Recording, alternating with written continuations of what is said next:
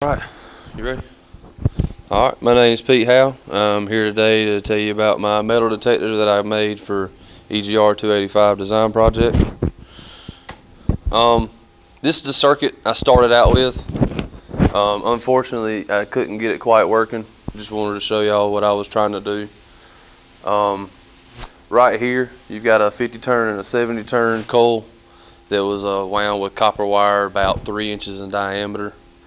It looked like a pretty simple circuit, but what's supposed to happen is these two transistors are supposed to go in oscillation mode, and when metal is detected here, the voltage is going to be drained in the emitter and induced in the collector, resulting in it going through the rest of the circuit and just a couple amplifier transistors and then a driver transistor for the buzzer.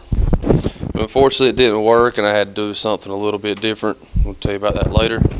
So supplies, I had a 120 to 24 DC power supply. I've got it's a intermotor drive for my drum motor, and the drum motor I have is also 24 volts DC. 2x4, you can actually call it 1x4 if you want to, for the frame wood.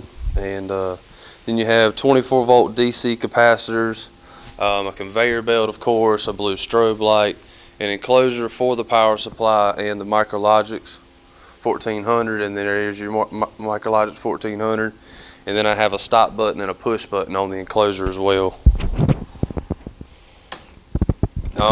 This is the frame itself. This is early on. I hadn't actually had the search head up there yet, but you can see, you know, this is the drum motor right here. You can see the cord going out and going to the drive over here. I've actually got it faced so that you can see it. And then that's just the idler roller, really nothing. This is sideways for some reason, but this is when I got done with it all. You can see here I mounted my capacitors up here for the search head so when it could detect any metal going through it. And this is my enclosure. There's a bunch of different wires in there. Of course, you got the 24 volt power supply. I actually don't have my electrical drawing on here, but I'm going to talk a little bit about it.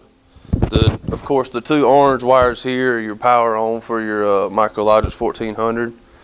And the thing that was weird is those sensors are NPN material. So what I had to do, you know, a lot of people get confused with a neutral, but what I had to do was actually use the 24 volts DC to the common on the Micrologix controller to send the load signal to the sensor so it would know when metal is detected.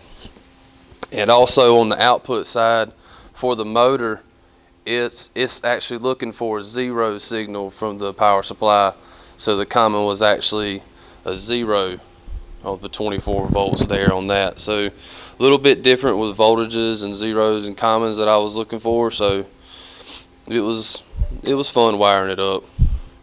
And this is my actual program.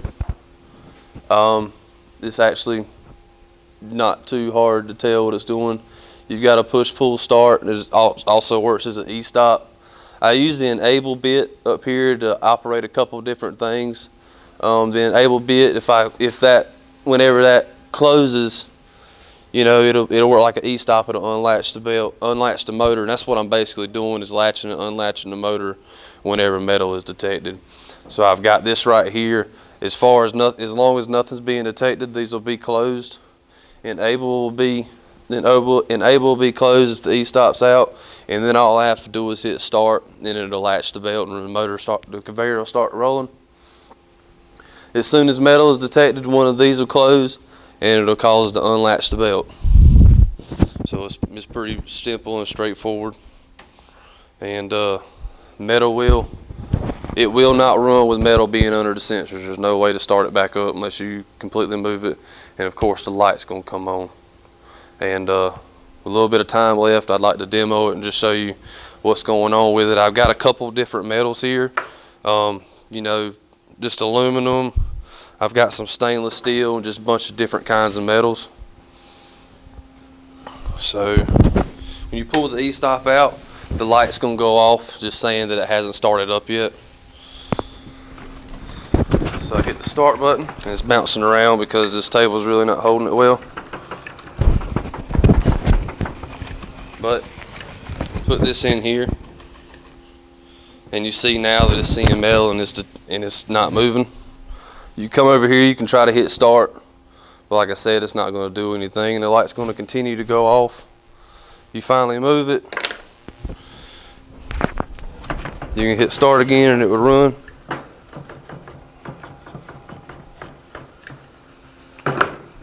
Table's really got me messed up.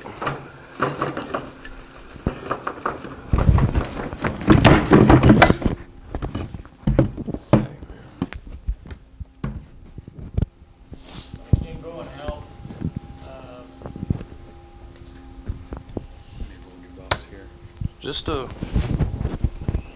I could let me get this side up, I can hold this side.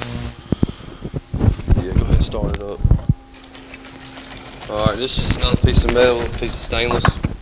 And you see the belt stops again. Like I said, you can't hit start until I move it. And then it can go on running again and the light will go off. Another little piece. I mean, we can do this all day with different kinds of metals.